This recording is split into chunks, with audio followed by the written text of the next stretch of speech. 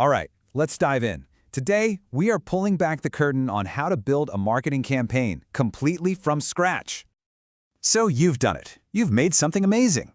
But let's be real. We live in a world that is just full of noise. So how do you get people to actually stop and listen?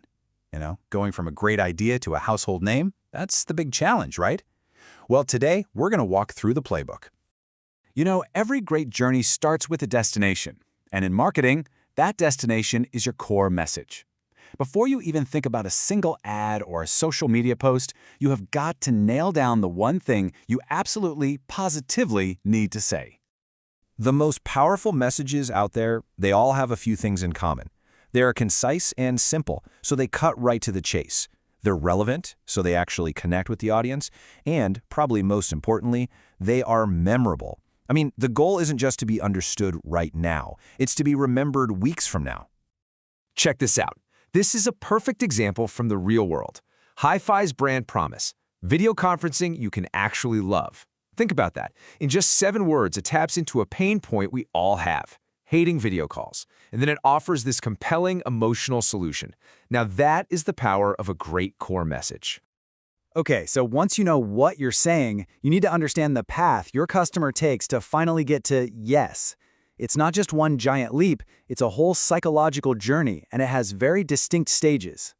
For over a century, marketers have used this classic framework to map out that journey. It's called the AIDA model. And the reason it's so powerful is because it basically mirrors human psychology, guiding someone from knowing nothing about you all the way to making a purchase. So here's how that journey breaks down. It all starts with awareness. You can't buy what you don't know exists, right? Then you've got to capture their interest by showing them the benefits. From there, you build desire, turning that casual interest into a real, genuine want. And the final step, a crystal clear call to action. Every single piece of your marketing should be designed to move someone to that next stage. So you have your message, you have your map. Now, what kind of vehicle are you going to use to travel that path? Broadly speaking, you've got 2 major strategies. You can either push your product towards the customer, or you can pull the customer towards your product. A push strategy is all about presence. Think about a company paying a grocery store for that prime spot at the end of the aisle. They're putting the product right in your path. A pull strategy, on the other hand, is about creating demand, running a super memorable ad campaign so that you go looking for the product. Honestly, the best campaigns, they blend both. They create a powerful brand story while making the product absolutely impossible to miss. All right, with our message, our map, and our vehicle all sorted out, it's time to pack our gear. This is the marketing toolkit, the specific methods you're going to use to actually talk to your audience. First up, the one we all know, advertising. The defining word here is paid. Whether it's a huge Super Bowl commercial or a tiny sponsored Instagram post, you are paying for control. Control over the message, control over the placement, and control over the timing, all to get your brand right in front of a specific audience. Next, we have public relations, or PR. So if advertising is buying attention, PR is all about earning it. Think about a tech journalist reviewing your new product, or an influencer just raving about it because they love it. You lose some of that control for sure, but you gain something way more valuable: credibility.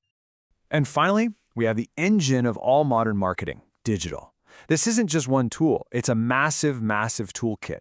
It covers everything from social media and SEO to email and content marketing. Honestly, these days, digital is the connective tissue that holds advertising, PR, and sales together into one cohesive experience for the customer. So you've got all this gear, but you can't just throw it all in a bag and hope for the best, right? You need a plan.